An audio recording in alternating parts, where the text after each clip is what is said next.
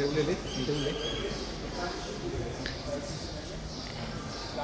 ये देखा आप लोगों ने, मैंने आज आपका स्वागत नहीं किया, अब करती हूँ। आप सभी का स्वागत करती हूँ, आप सभी को हृदय से आप सभी को प्रणाम निवेदित करती हूँ। और ना मैं वीडियो को शुरू करने वाली थी, तब तक मुझे माता जी दिखाई दी और मुझे बताया एक बाबूजी ने, ये देखिए, ये उन्होंने बताया कि देखिएगा भी ये इतनी वय में भी भक्ति को जीवंत भक्ति का उदाहरण देखना है तो इन माता जी पर नजर रखिएगा। 90+ है ये 90+ है, मुझे बताया जा रहा है कि वो दंडवत करेंगी, उनसे सीधा चला नहीं जा रहा, लेकिन इसे कहते हैं कि भक्ति का जीवंत समर्पित स्वरूप है ना, मतलब समर्पित कार्यकर्ता है वो। अच्छा हाँ। मतलब यही रहती है? नहीं, आए हैं दर्शन के लिए, दर्शनार्थी। अच्छा, दर्शनार्थी हैं, लेकिन इतनी अटूट श्रद्धा और भक्ति के साथ अगर आई है तो ये तो और भी बड़ी बात है ना। तो आइए, तो इसीलिए मैंने ना बीच में कुछ बोलना उचित नहीं समझा, मुझे लगा कि एकदम से मुझे ऐसा उदाहरण दिखाने को मिल रहा है तो मैं आप लोगों को दिखाऊं, है ना। मतलब हम लोग तो इस उम्र में ही दिमाग ख़राब हो जाता है, घुटने नहीं मुड़ते और ये नहीं होता, तो उनके भी नहीं हो रहे थे, मुड़ रहे थे, लेकिन फिर भी उन्होंने ये किया। तो ये है श्रद्धा। तो अब आइए पिछले वीडियो में, हाँ, सेकंड पार्ट में आप सभी का स्वागत है। तो ये द्वितीय भाग किसका है? वेद माता गायत्री मंदिर की तरफ हम बढ़ रहे हैं। तो उसके परिसर में सप्तऋषियों की जो परंपरा है उनको दिखाने का प्रयास किया था पिछले वीडियो में। मैंने कुछ बातें बताई थी। आप लोग प्लीज़ प्लीज़ प्लीज़ वो वीडियो देख लीजिए ताकि मुझे दोबारा दोहराना ना पड़े। अच्छा, आप लोग इसलिए भी देख लीजिए क्योंकि मैं अच्छा प्रयास कर रही हूँ, है ना। मैं मतलब अपनी कविताएं नहीं प्रेषित कर रही हूँ आप तक, और मैं अपनी कविताओं के लिए कभी कहती भी नहीं हूँ कि लाइक कीजिए या शेयर कीजिए, है ना। लेकिन मैं इसके लिए आपसे कह रही हूँ क्योंकि आपको खुद को अच्छा लगेगा और अब मुझे अच्छा लगेगा कि मैं अच्छी बात के लिए आप लोगों से निवेदन कर पा रही हूँ। तो और मुझे बनाने की प्रेरणा भी मिलेगी ना, और कुछ अच्छा बनाने की प्रेरणा मिलेगी। तो और अपने पर केंद्रित तो ऑब्वियस है कि उसके लिए पेज है, इंस्टाग्राम है, लेकिन यहाँ पर मैं खुद पर केंद्रित नहीं बना रही हूँ। ये मैं अपनी अनुभूतियों को सामने रख रही हूँ। तो मैं चाहती हूँ कि ज़्यादा से ज़्यादा लोगों को फ़ायदा हो। मैं भी आपको आपके मतलब का ना हो, आपको लगे कि नहीं हम जिस जीवन को जी रहे हैं वही उचित है, लेकिन किसी और को तो फ़ायदा हो सकता है ना। कोई तो यहाँ आकर इसका लाभ ले सकता है ना, कोई तो इसके साहित्य को पढ़ के अपने जीवन को परिवर्तित कर सकता है ना, कोई तो और हो सकता है ना जो भ्रम में डूबा हो, कोई और तो जिज्ञासु हो सकता है ना। तो उनके लाभ के लिए प्लीज़ इसको शेयर ज़रूर कीजिए, ज़रूर कीजिए, ज़रूर कीजिए। आपको भी लाभ मिलेगा, सही व्यक्ति तक सही बात पहुंच जाएगी। तो और सब्सक्राइब तो कीजिए ही, और कमेंट्स तो ज़रूर कीजिए, ज़रूर कीजिए, मेरे उत्साहवर्धन के लिए कीजिए। और आइए, अब हमने भागीरथ ऋषि तक की बात करी थी पिछले वीडियो में। अब यहाँ पर हम बात करते हैं यहाँ पर वाल्मीकि ऋषि के बारे में। ये देखिए, ये वाल्मीकि ऋषि, मैं दर्शन करा देती हूँ पहले। ऋषि वाल्मीकि और उनके बारे में, तब कि वाल्मीकि ने संस्कृत के प्रथम महाकाव्य की रचना की थी जो रामायण के नाम से प्रसिद्ध है। उनके द्वारा रची रामायण वाल्मीकि रामायण कहलाई। रामायण एक महाकाव्य है जो कि राम के जीवन के माध्यम से, जो उनके सत्यनिष्ठ पिता प्रेम और उनका कर्तव्य पालन और अपने माता तथा भाई बंदियों के प्रति प्रेम वात्सल्य से रूबरू करवाकर सत्य और न्याय धर्म के मार्ग पर चलने की प्रेरणा देता है। राइट, मतलब ये वाल्मीकि ऋषि ने तब किया, महर्षि वाल्मीकि तब किया, और गुरुदेव ने अब उसको कैसे पुनर्जीवित किया? उन्होंने किया कि मानव में श्रेष्ठ संवेदनाएं जगाना। इस हेतु संस्कारशालाओं और प्रेरक काव्य रचनाओं का सृजन एवं सदुपयोग, है ना। तो इस रूप में उन्होंने इस संस्कृति को पुनर्जीवित किया। अगले ऋषि की तरफ वो है ऋषि व्यास। तो ये देखिए, सबसे पहले ऋषि व्यास। तो मैं सबसे पहले तो आप लोगों को दर्शन कराती हूँ। दर्शन व्यास ऋषि के ना उनकी मूर्ति नहीं है, तो ऋषि वाल्मीकि है, तो और उसके बाद में ऋषि व्यास है, तो उनका कोई चित्र नहीं उपलब्ध होगा उनका, इसलिए, या फिर उन एक्चुअली ऋषि का उपलब्ध नहीं है, लेकिन उनके जो गुणों का वर्णन है, जैसे परशुराम जी के साथ फरसा है, भागीरथी के सर पर के साथ में गंगा जुड़ी हुई है ना, और यहाँ पर वाल्मीकि ऋषि के साथ में जटाएं हैं और उन्होंने रामायण की रचना करी। तो याज्ञवल्क्य ऋषि इसी तरह से। लेकिन व्यास के बारे में मुझे लगता है, ऋषि व्यास के बारे में कुछ ऐसा उपलब्ध नहीं होगा, इसलिए उनकी मूर्ति नहीं है, या फिर क्या असली बात है मुझे पता नहीं है। तो इसलिए मैं ऋषि व्यास के दर्शन नहीं करा पा रही हूँ, लेकिन उनके बारे में दिखाती हूँ। तो दरअसल चित्र और यह मूर्ति दर्शन का विषय ही नहीं है। दर्शन यानी फिलॉसफी, फिलॉसफी यानी दर्शन। तो उनके बारे में जानिए, यही उनकी ज्ञान मूर्ति है, जो ना जीवंत ज्ञान जो है वही उनकी प्रतिमा है। हर ऋषि की, हर व्यक्ति का ज्ञान ही उसकी प्रतिमा है, उसकी शक्ल सूरत का कोई अर्थ नहीं है।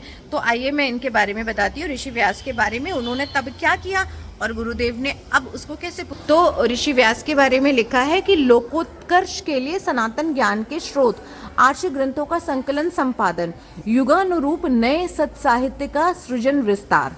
ठीक है, तब उन्होंने ज्ञान की सनातन धारा जन जन तक पहुंचाने के लिए आर्ष ग्रंथों, वेद आदि का संपादन किया। युग प्रबोधन के लिए महाभारत तथा श्रीमद् भागवत जैसे अमर ग्रंथों की रचना की।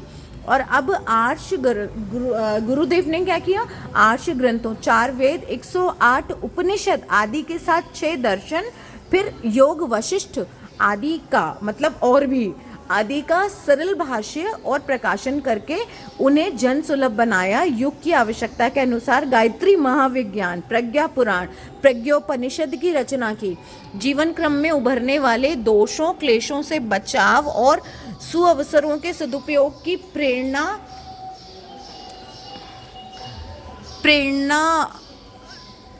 दोषों, क्लेशों, सुअवसरों के सदुपयोग की प्रेरणा एवं शक्ति संचार करने वाली हजारों पुस्तकों के लेखन, प्रकाशन प्रसारण बनाया। तो मतलब वही है ना, पुनर्जीवन जो बात हो रही है कि एक जीवन में महर्षि व्यास ने जो किया, गुरुदेव ने एक जीवन में वो भी किया, अर्थात है ना, और बाकी ऋषियों ने जो किया वो भी किया। अब बारी आती है याज्ञवल्क्य ऋषि की। तो सबसे पहले मैं इनके दर्शन कराती हूँ। याज्ञवल्क्य ऋषि की प्रतिमा ये देखिए, और इसी के साथ उनके बारे में उनका वर्णन, यज्ञीय प्रेरणाओं एवं दिव्य ऊर्जा का अभिनव प्रयोग, जीवन को यज्ञीय अनुशासन में ढालने का एवं जीवन जीने की कला का अभ्यास एवं प्रशिक्षण। तब यज्ञीय ज्ञान विज्ञान पर शोध कार्य और उस विद्या का प्रसार किया उन्होंने। उसके सम्यक प्रयोगों से स्थूल एवं सूक्ष्म पर्यावरण के शोधन पोषण के क्रम को चलाया। मानव जीवन को यज्ञीय अनुशासन से लाभान्वित करना। जो चरक ऋषि के बारे में जब मैं बता रही थी तब उसमें जोड़ा था ना, जो पैथी पर शोध चल रहा है। और यहाँ पे पता है ये जो यज्ञ में आहुतियाँ डाली जाती है ना, तो वो कैंसर पेशेंट के लिए, मनोरोगियों के लिए, तो अलग अलग पेशेंट्स के लिए अलग अलग तरह की आहुतियाँ समर्पित की जाती हैं। तो वो जैसे अरोमा होता है ना, हम जैसा अरोमा होता है उसकी फ्रेग्रेंस हमारे ब्रेन पर वैसा इम्पैक्ट डालती है, हमारे माइंड पर वैसा इम्पैक्ट डालती है। और हमारा माइंड जो है हमारी पूरे बॉडी को कंट्रोल करता है, हमारी बीमारियों के लिए उत्तरदायी है वो। तो ऐसे में जो यज्ञ में डाली जाती हैं आहुति, हवन सामग्री, उसका अरोमा भी तो नो डाउट है ना इस पे इम्पैक्ट करता होगा। तो उस पे रिसर्च, इसकी डिटेल मैं नहीं जानती हूँ, लेकिन मैं ये जानती हूँ कि इसकी एक मैगज़ीन यहाँ से चलाई जाती है, और वो मैगज़ीन मंथली है कि मालूम नहीं मुझे। आप लोग अगर जानना चाहेंगे और प्रश्न में लिखेंगे ना, तो मैं पता करके उसके उत्तर आप लोगों को ज़रूर दूंगी। मैं कमेंट सेक्शन को ज़रूर देखूंगी, ऐसा आप मुझ पर विश्वास रखिए। लेकिन आप लोग प्रश्न पूछिए तो, क्योंकि मुझे तो जो समझ में आ रहा है मैं बोल रही हूँ, मैं धारा प्रभा बस बोलती जा रही हूँ गुरुदेव का आह्वान करके। इतनी चीज़ें, सैकड़ों चीज़ें छूट ही जाएंगी ना। मैंने बताया कि सागर को मैं हथेली में कैसे सागर की को समेट सकती हूँ, नहीं समेट सकती ना, तो मैं तो उसके बूंद भर को ही समेट सकती हूँ। लेकिन आप लोग चाहें तो आप लोगों की जिज्ञासाएं होंगी तो मैं उसका समाधान ज़रूर करूँगी। तो जैसे कि याज्ञवल्क्य ऋषि का बताया ना कि यज्ञीय अनुशासन से लाभान्वित करना उस समय के मनुष्य को, तो वैसे ही गुरुदेव ने अब क्या किया, यहाँ पर मैंने यज्ञ का भी करने जा रही थी। तो आइए, उन्होंने अब क्या किया गुरुदेव ने कि काल प्रभाव से लुप्त उपेक्षित यज्ञ परंपरा का पुनर्जागरण किया गया। यज्ञ प्रक्रिया को जनसुलभ बनाकर घर घर पहुंचाया गया। यज्ञाग्नि की प्रेरणाओं और उसके वैज्ञानिक प्रभाव को शोध अनुसंधानों के द्वारा सिद्ध करके जीवन को यज्ञमय बनाने का आंदोलन चलाया। यज्ञ से शारीरिक, मानसिक तथा आध्यात्मिक व्याधियों के निवारण हेतु यज्ञोपचार पद्धति यज्ञोपैथी का विकास विस्तार। आपको तो आप इसके बारे में कोई भी जानकारी चाहेंगे, प्रश्न पूछेंगे तो मैं ज़रूर आप लोगों को पर्सनली उसके आंसर्स दूंगी। और जो भी यंगस्टर्स है ना, सिगरेट भी पीते हैं तो उसका धुआं दिमाग में जाके असर तो करता ही है ना। तो वैसे ही जब हम यज्ञ करते हैं तो उसमें जो जड़ी बूटियाँ डालते हैं उसका धुआं भी तो दिमाग में जाकर असर करेगा ही ना। तो ये यज्ञोपैथी है, ये बहुत लॉजिकल है और बहुत ज़रूरी चीज़ है। और ये हमारे लिए ही ज़रूरी नहीं है, ये पर्यावरण के लिए भी बहुत ज़रूरी है। और पर्यावरण अच्छा रहेगा तो हम अच्छे रहेंगे ही रहेंगे, हमारी आने वाली जनरेशन्स अच्छी रहेंगी। और अब बारी आती है महर्षि वशिष्ठ की तरफ चलते हैं। तो मैं महर्षि वशिष्ठ के पहले आपको दर्शन करा देती हूँ। ये देखिए महर्षि वशिष्ठ, इसी के साथ ही महर्षि वशिष्ठ धर्म तंत्र को प्रामाणिक एवं प्रभावी बनाकर राजतंत्र और अर्थतंत्र को मार्गदर्शन का विशिष्ट प्रयोग। तब उन्होंने क्या किया, तब उच्च स्तरीय साधना के आधार पर ब्रह्म ऋषि वशिष्ठ कहलाए। युगों का क्रम बदलने की सामर्थ्य से संपन्न धर्मतंत्र को प्रामाणिक और प्रभावी बनाकर उस अनुशासन में राजतंत्र और समाजतंत्र को कल्याणकारी दिशा दी। राम राज्य का अद्भुत कीर्तिमान स्थापित किया। और अब गुरुदेव ने क्या किया, उन्होंने क्या किया कि उच्च स्तरीय तप साधना के नाते तपोनिष्ठ युग वशिष्ठ कहलाए। युग परिवर्तन की ईश्वरीय योजना को साकार किया। धर्म तंत्र को प्रामाणिक और प्रभावी बनाकर उस अनुशासन में समाज के सभी वर्गों को लाकर विश्व राष्ट्र, विश्व भाषा, विश्व धर्म, विश्व संस्कृति की सुनिश्चित संभावना का पुष्ट आधार देने का अभियान चलाया। के साथ हो गए आपके सप्तऋषि। आरंभ में मुझे याद नहीं चरक ऋषि के दर्शन रह गए थे या नहीं, लेकिन चरक ऋषि और इसी के साथ में इसके आगे थे भगवान परशुराम थे, तो उनके भी दर्शन कर लीजिए। ये लीजिए, वहाँ से आगे बढ़ते हैं। और जैसा कि आप सब ने देखा कि ये जो सातों ऋषि प्लस बाकी के 9 ऋषि और इसके अलावा भी बहुत कुछ है जो मैंने बताया, बार बार दोहरा रही हूँ मैं कि मैं नहीं, मतलब मैं कितना भी प्रयास करूँगी, मेरे जैसे अतिशयोक्ति की बात नहीं कर रही हूँ, मेरे जैसे सैकड़ों लोग भी यदि उसको बताने का प्रयास करेंगे ना तो भी नहीं समझा पाएंगे, क्योंकि शब्दों की अपनी एक सीमा है। उसे यदि अनुभूत करना है, कोई अनुभूत करना चाहता है, वास्तव में सत्य की यात्रा करना चाहता है, वास्तव में अध्यात्म मार्ग पर चलना चाहता है, अध्यात्म विज्ञान को समझना चाहता है, जीवन के महत्व को समझना चाहता है, तो वो स्वतः ऐसा कर पाएगा। अन्यथा बाकी किसी में कुव्वत नहीं है। हम सब साधन निमित्त मात्र, निमित्त भी नहीं है, साधन भी नहीं है, कुछ भी नहीं है। बस ये है कि हम तो प्रसाद की तरह, जैसे बच्चे होते हैं ना, लड्डू मिलता है तो बस उनको लगता है कि हम दिखाएं कि हमें ये लड्डू मिला है, तो बस वही वाला हाल है, इससे अधिक कुछ भी नहीं है। तो ये वीडियो भी ना 14 मिनट का हो चुका है।